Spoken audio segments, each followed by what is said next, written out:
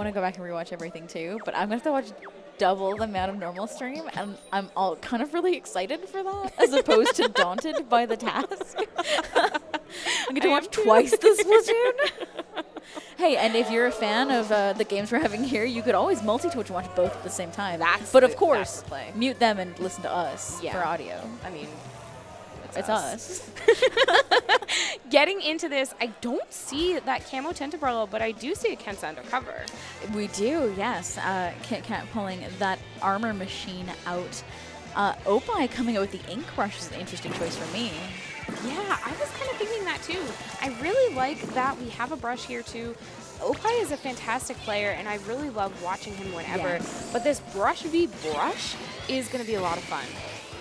Because lately we have been seeing at least one brush in a lot of comps, but having one on each side is really nice. It's fantastic. 9 coming in here from the side with that slashing machine, getting a beautiful pick on 1 and maybe 2. Beautiful direct on the brush, taking them out, and the last player jumping out. This is going to be a good, solid push, I think.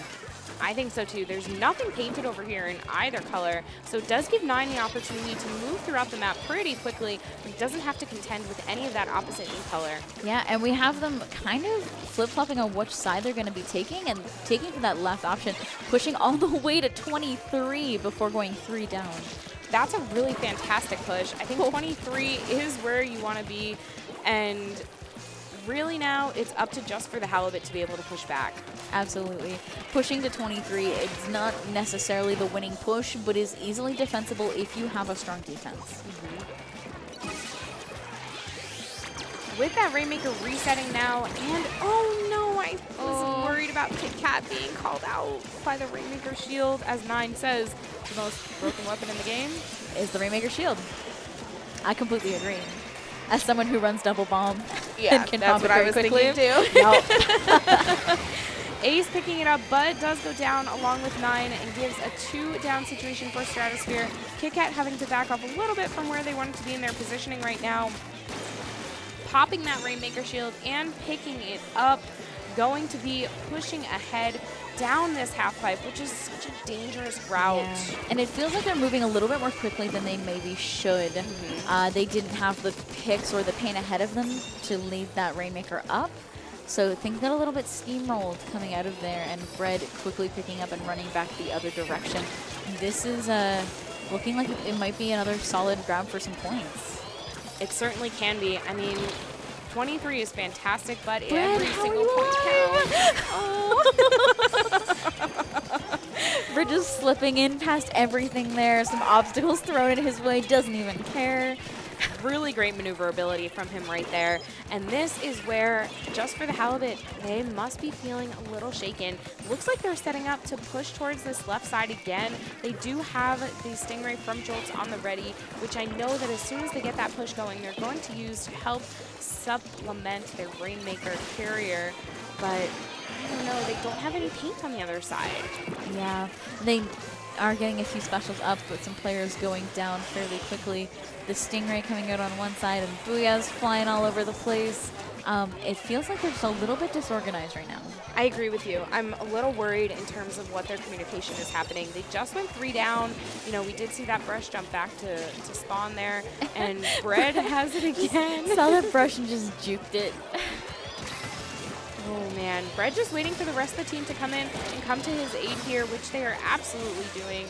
And Bread can stall it out for a couple of seconds. It's really okay right now. Yeah. Pushing to 21. Nice job. Boy. Honestly, that push felt like it started more like a, hey, why not? See what we can do. And then ended up being pretty solid. It really did. And they're still there. Ace right over here just causing such havoc, throwing this Booyah Bomb over to that Rainmaker, and staying alive from all of this. Oh my gosh. If nothing else, an incredible distraction. Really, if you have to focus on someone behind you, you can't push ahead of you. I mean, yeah. Yeah, and that's why it's so challenging. You can't leave him there. You have to take him out. You certainly do, and that's what they had to do right now, but Just for the Halibut has a long way to go. I don't quite think, in my opinion, they have been popping the shield and letting it sit. I'm glad they picked it up this time because I don't think that they have the time to let it reset. Agreed. And while letting it reset is a good strategy, especially in the beginning or mid-game, to try to regain some ground in mid, if you do not have that ground in mid to work with and you're this far into the game, you can't afford to do that. Certainly. It seems like at this point Stratosphere is doing a fantastic job of calling out any time that Just for the Halibut is closing in anywhere. And Opie doing what brushes do, sharking around and waiting for those very cheeky plays and really cheeky picks, popping that baller to try to get that pick on the Kensa undercover, but a teammate gets it instead. And the Octobrush, brush versus brush, waiting for it. Ooh. And that is game. Unfortunately, with 3 down and only your brush up, not only is it hard to pick off that Rainmaker, it's incredibly difficult to pop it on your own.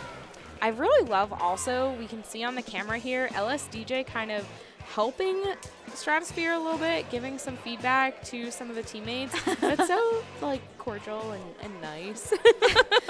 Is that what he's doing, or are they looking at map lists?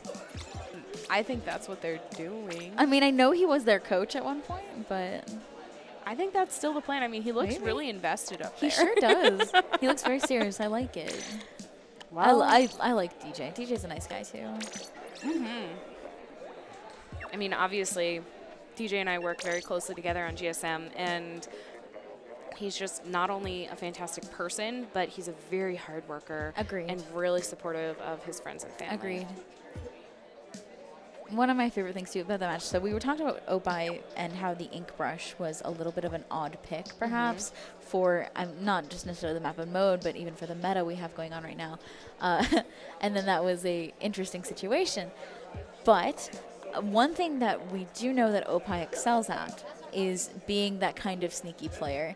He is really incredibly strong if the attention is off of him, because he can then go in and just pick off anyone he wants. And I know that Bread is also that kind of player. They both excel with if someone else to take off that light. And I think that's Nine's goal throughout these matches, is to be the one pulling the attention off so that the other players can come in and clean things up. I agree. I agree with you there. And we'll see what they decide to do to change this up for tower control on Mako Mart, how they're going to tackle this map mode combination, and what types of things we're going to change here. Yeah, I don't think we'll see the ink brush again. I'm going to go out on a limb. I'm going to go out on a limb here and say we won't see the ink brush again. I am sort of agreeing with you. Obviously, we're going to see some Stingrays. Yeah. We'll probably see that Kunder come back through. The Kensa undercover? Yes. Yes, the Kunder. The Kensa undercover. The Kunder Dome. The Kensa undercover brella. And we are going to enter the Kunder Dome. It doesn't quite roll off the tongue the same. Sorry, I don't have Bleck's deep voice. No, but we do have another set coming out, another game coming out right here, Stratosphere versus Just for the Halibut. Getting a couple of early positioning here. Looks like Stratosphere has a lot more blue ink on the table, but getting that pick on Opie is going to help Paige a little bit. We didn't even really talk about loadouts, but yeah. I love the Dynamo. Can you also talk about how wrong I was and he did bring out the ink brush again? I think Opie's just feeling it. I think that, or Opie, he's trying to prove me wrong. Could go either way. It could go either way. Could go either way. But I love that we have Marsh back out with this Octobrush as well. So they are going to do a fantastic job here, trying to get as many picks as they can. Obviously, whenever you're playing, you want to make sure that you are covering your team in terms of making that the other team cannot get to you. That baller explosion on tower was just beautiful. Baller and tower is not usually something that I anticipate, because I think that sometimes if you pop baller underneath it, you have a very hard time getting it. Oh, for sure. Yeah, and you don't want to ride on it with it because you get knocked off and it's impossible to get back on. But to pop baller and then jump down onto tower while exploding is an incredibly strong move. I think that was really, really smart, and I'm excited to see what happens. Oh, 9 getting called out at the top of that splashdown is going to be pretty tough for them there. Yeah. I think they're honestly going to struggle quite a bit here with the Dynamo coming out from Jolts. Jolts' Dynamo is so incredibly strong, but beyond that, it's the extra little bit of range and paint that Stratosphere doesn't necessarily have. It really is, and I'm wondering, you know, looking at that, Stratosphere doesn't have a lot of range at all, so this is going to be, I think, a lot more difficult for them to do as much work, and maybe that's why we're consistently seeing Just for the Halibut push further ahead. That was a beautiful pick from 9. 3 down now on the side of Just for the Halibut. If there's any time to get a push, this is it. Team Wipe is going to do it for them. 9 pushing pretty far forward, going to help pave the way for the Tower Rider here. Gets called out by that Ink Brush on the Octobrush from Marsh, actually, and Marsh decides to jump back in to help support the rest of the team.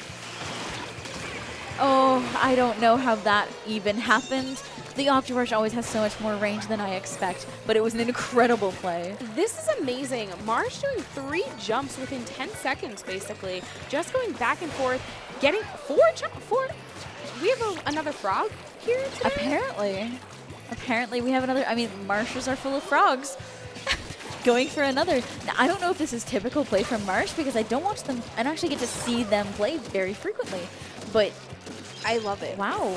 Yeah, I think that that's a really interesting thing because instead of just using the map, they obviously have some super jump on here. Yeah. But they're doing it very, very fast and able to help She's doing support such the a good team. job of it too. She's just so quick and on it immediately. The second a teammate needs help, she's over there right away. It's great. It's really, really fun to be able to watch right now. It's a level of mobility you typically don't see either. It certainly is. And Opie is just over here looking for Marsh. Can't quite get the pick that they're going for, but they have to be very, very careful. As this player comes out, they do get 2 down. 9 and Ace coming to the rescue there, helping to take out 2 at once with that Booyah Ball. I think this could be the lead right now because they don't need a lot to get down to this 16 mark, and nobody is near the tower to contest it. 9 and Ace getting onto it, able to take that and bring it down to 57. It's not a huge lead, but it's still really good. It's still a lead, and with only a minute left, any lead is a good lead. And it's not over yet. 9 climbing right back on that tower, continuing to put on that pressure, but may have to back off now that we have several more players up and ready to go. Beautiful pick. Teamwork coming out from 9 and Opie here. This is beautiful to watch right now. This is absolutely wonderful. The chip damage from both of those weapons combined just allow you to team up really well if you're playing right next to each other. Absolutely agreed. I love that all these jumps are coming in right now, too.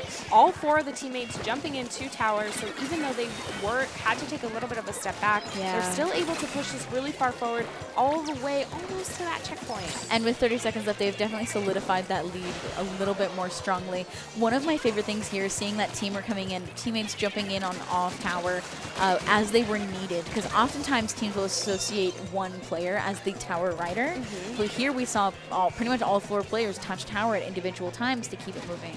I think that's such a good thing to call out because it's so important to pay attention to objectives. And if you can work together as a team, constantly switching out, it's going to allow you to move that faster. We're 3 down. It's just Opie to take that tower back, and lead is switching over and being taken in overtime. Oh, the pop-off.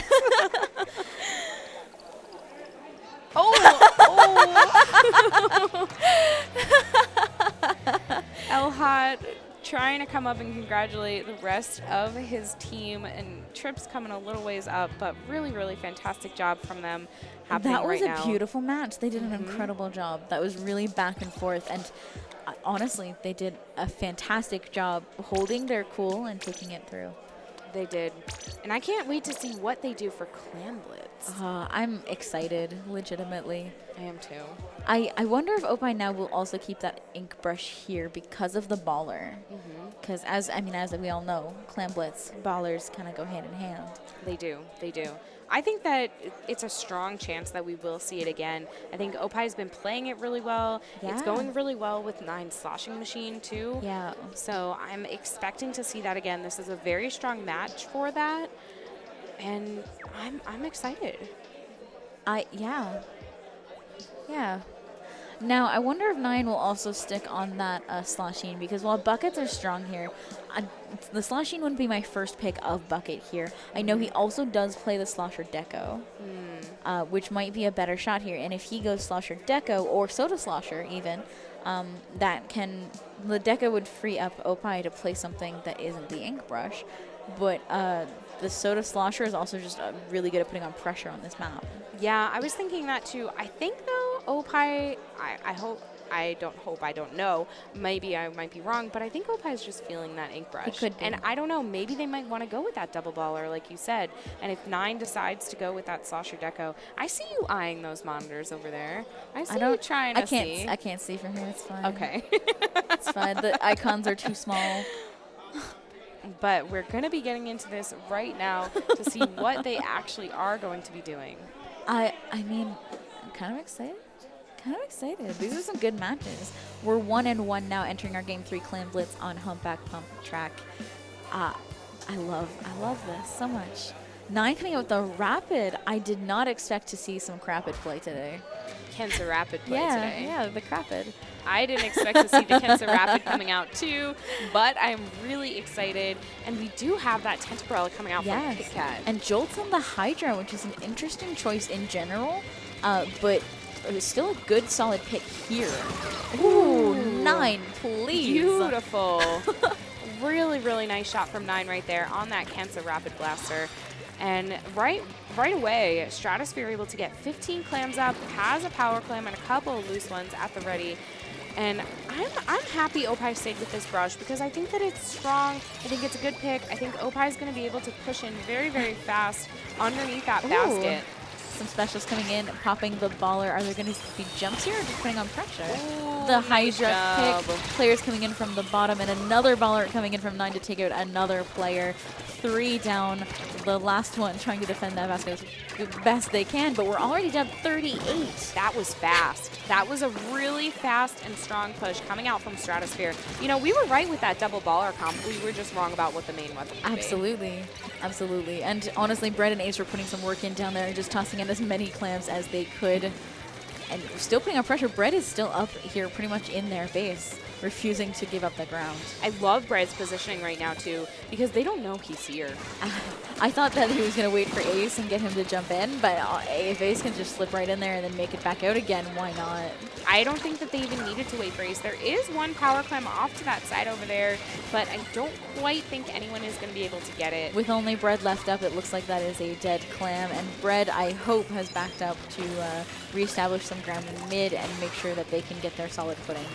I think this is what Just for the Halibut's been waiting for. They have 20 clams, they have the power clam, and a couple of loose ones here. Marsh having 8 gets a nice shot on Bread. It's a beautiful pick on Bread, because you know how we said I hope Bread's backed up? He didn't. Yeah. He did not. It's like, I'm fine here. I'll just hang out. We good. Oh, Jolts was going for that power clam. You saw that that was his intention, but not quite able to make it before he get picked out. Even Opie is just trying to, you know, collect as many loose clams as possible, but also I think that ball play was kind of a, oh, we're not going to let you get all these loose clams. Yeah. We're going to let these die. Yeah. And now, it's no secret. Oh, Ace. Ooh. It's no secret that I'm not a huge fan. Ooh. Ace, please. Quad. Oh, so close. Really, really close. And Stratosphere is able to break that barrier again. They get a couple clams in afterwards to take down their total penalty. Opie just dipping in and out. Oh, Opie gets found out. But someone's still up there. Where'd that suction bob come from? I mean, yeah, that would have to be the K-shot, wouldn't it? I would assume so. It's no secret that I'm not a huge fan of ink brush play in Clan Blitz, but that typically applies to solo ink brush play in Clan Blitz. Opie here is demonstrating exactly the best way to use ink brush in coordination with your team in Clan Blitz without focusing solely on clams and without kind of zeroing in on perhaps some bad habits. Yes. Here we go. Are we gonna? Is this gonna be game? We don't have any clams, but they can't be too far away. There are a few over there that I think maybe 9 can pick up, but no. Oh, they do. Oh, they get 2 in. Oh, slipped with that right in. There you go. That's there exactly we go. what you were looking That's for. That's exactly how we play ink brush in competitive play. I didn't even see him come in. He just slipped right in there. Last second. Really did. Really did. Great job right there for Stratosphere, though, being able to take that second game. Yeah. And this is shaping up to be a good set. It is. We're now 2-1 and going into Splat Zones on Sturgeon Shipyard like you hoped to see. I am so excited. I really do appreciate this map mode, and I'm very excited to watch it. But also, I think it's going to be an interesting thing to see what Opie is able to do, and if he's going to go back with that ink brush. This might be the one where he switches. I'm not entirely sure, but definitely ink brush here. This isn't the strongest map for it. It's very long range heavy. I would hesitate to play it here. We have a couple of TO decisioning happening because we've been told that coaching is against the rules during gameplay. And we have, you know, on both sides, we have LSDJ up behind Stratosphere, and we have El Hot up on the side of Just for the Halibut.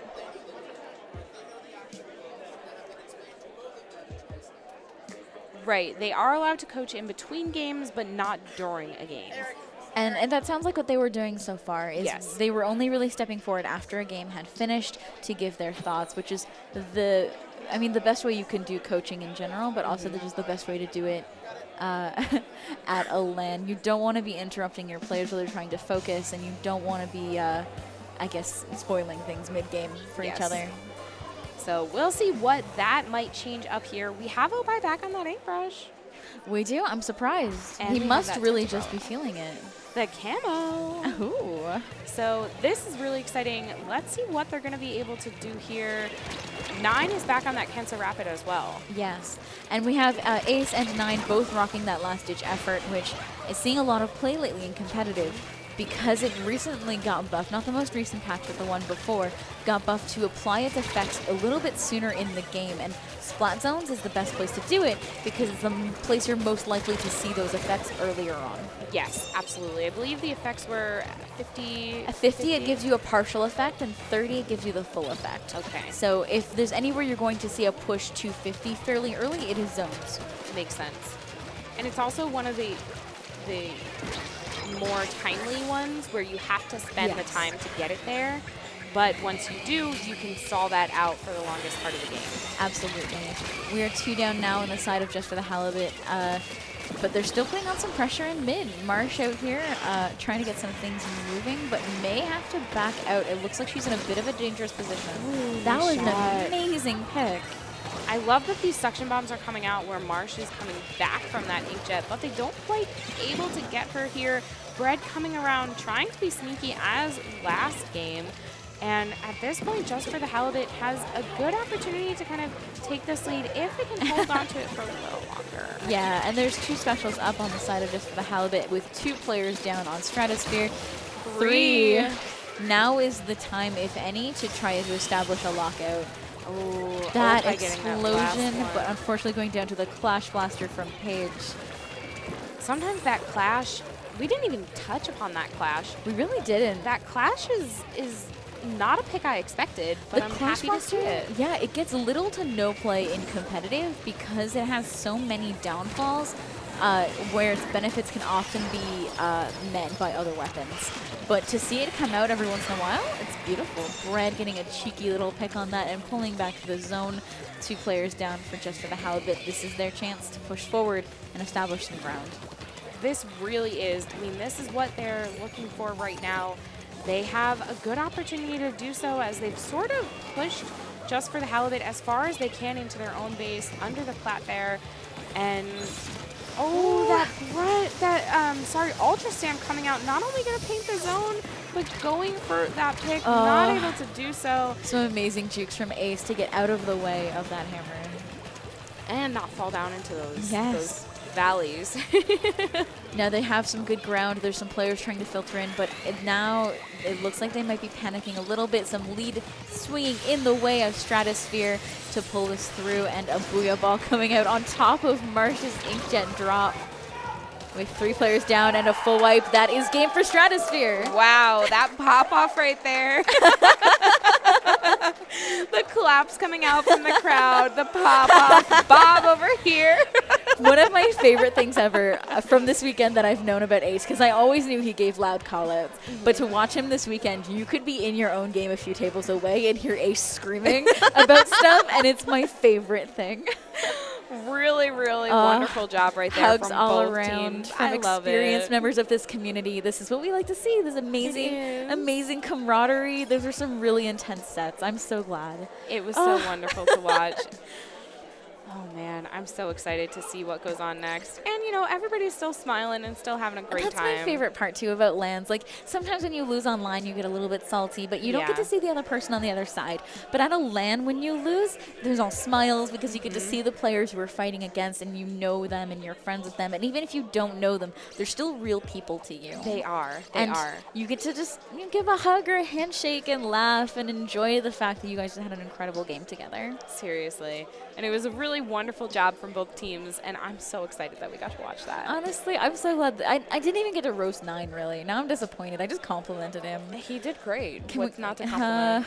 There's no roasting allowed. 9 Lily. is tall and handsome. You are the biggest bully ever. Right? If you hear this, 9.